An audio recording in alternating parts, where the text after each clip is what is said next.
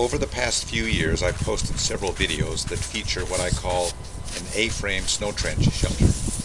It's my favorite style of shelter to build when the snow conditions are crusty, and it provides good protection from the elements. It's relatively easy and quick to build, and it can last for months if the temperatures remain at or below freezing. It's designed for a single occupant, but I suppose it could be made to sleep a couple of people, although it would be pretty tight, pretty crowded. I decided it would be helpful to make another instructional video on how to build this shelter, but this time I'll do it with diagrams.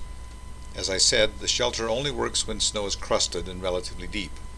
I like my trench to be 3 to 4 feet deep, although I have done it with only 2 feet of snow. The first step is to dig yourself a pit down to the depth that you want your trench to be and the width you want your trench to be. I shoot for a pit that's about maybe 30 by 30 inches wide and about 3 to 3.5 feet deep.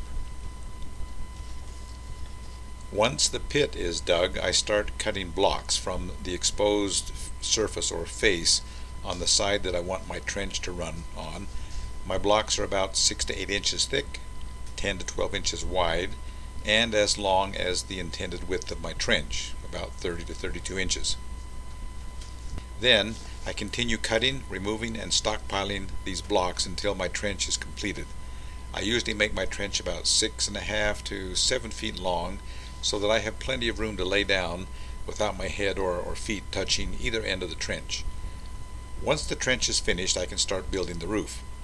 First step is to stack 2 or 3 blocks on the snow face at the end of my trench. Next, I cut the ends of those stacked blocks to form a triangle that will become the roof gable. The angle of those cuts determines the roof slope. Before starting to set on the roof blocks, I create a narrow shelf along the top edge of both sides of the trench. This shelf will help to seat the block bases a little bit better. Now, I begin placing my roof blocks. The first one is laid on the roof gable in this arrangement.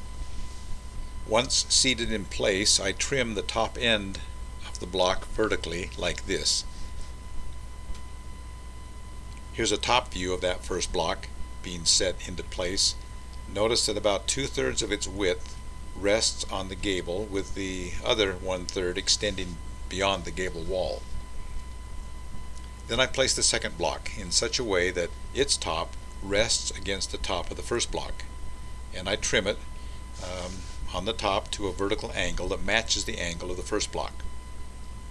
Here's a top view of that second block's placement. It's staggered in such a way that its top overlaps the top of the first block by about 50%.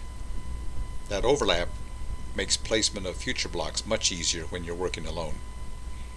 Now, continuing, place roof blocks in this staggered pattern until the entire trench is covered. Going back to the cutaway side view, here's what the shelter looks like now. A few more simple steps and the shelter will be completed. I always make a stairway down into the trench to make access easier. That's done by cutting out a few more blocks in a stair-step pattern. Sometimes I also extend the floor space of my sleeping area by digging out a cavity at the back end of my trench. Then I add blocks to the trench entrance to form a narrow doorway, just big enough for me to crawl through. The last step is to use my sled or backpack as a door to block the entrance and keep out the wind and any drifting snow. So there you have it, my A-frame snow trench shelter. I hope you'll give it a try sometime and that you'll let me know how you like it. In the meantime, enjoy the outdoors and be safe out there.